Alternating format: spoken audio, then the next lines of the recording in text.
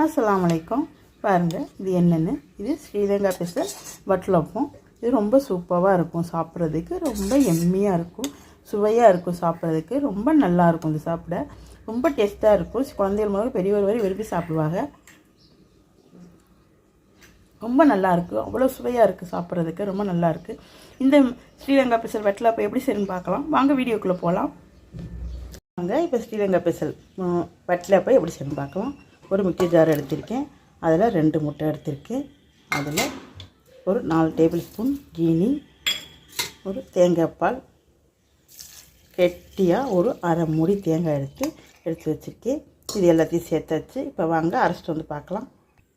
சொல்ல மாதிரிட்டு இதில் 2 ஏலக்காய் சேர்த்துக்குவோம். இப்போ அரைச்சிட்டு வந்து பார்க்கலாம்.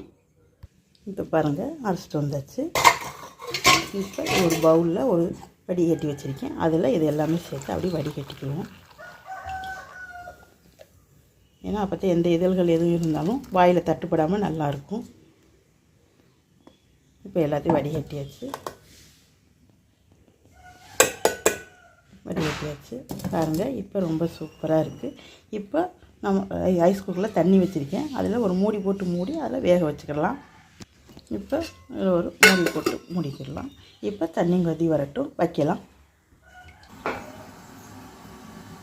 இப்போ பாருங்கள் பேசுகிற தண்ணி கொதி வந்துடுச்சு. இப்போ இதை இதுக்குள்ளே வச்சுக்கலாம். வச்சாச்சு. இப்போ மூடி போட்டு முடிக்கலாம்.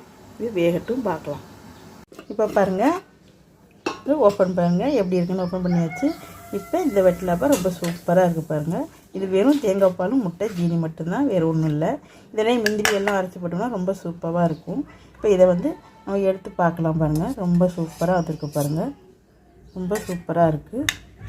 இது சாப்பிட்றதுக்கும் ரொம்ப எம்மியாக இருக்கும், சுவையாக இருக்கும், சாப்பிட்றதுக்கு அவ்வளோ ருசியாக இருக்கும். பாருங்கள் ரொம்ப நல்லா இருக்குது பாருங்கள், ரொம்ப சூப்பராக இருக்குது. இதே மாதிரி நீங்களும் செய்து பாருங்கள், உங்களுக்கும் பிடிக்கும்னு நினைக்கிறேன். ரொம்ப நல்லாயிருக்கும், சாப்பிட்றதுக்கு ரொம்ப எம்மியாக இருக்கும், ரொம்ப டேஸ்ட்டாக இருக்குது. இது தோசையில் தொட்டு சாப்பிட்றதுக்கும் ரொம்ப சூப்பராக இருக்கும். இதே மாதிரி நீங்களும் செய்து பாருங்கள். செய்து பார்த்து எப்படி இருந்து கமெண்டில் சொல்லுங்கள். மறந்துடாமல் பிடிச்சிருந்தால் லைக் பண்ணி, ஷேர் பண்ணி, சப்ஸ்கிரைப் பண்ணுங்கள். இன்னொரு மினி வீடியோவில் பார்க்கலாம். பாய்.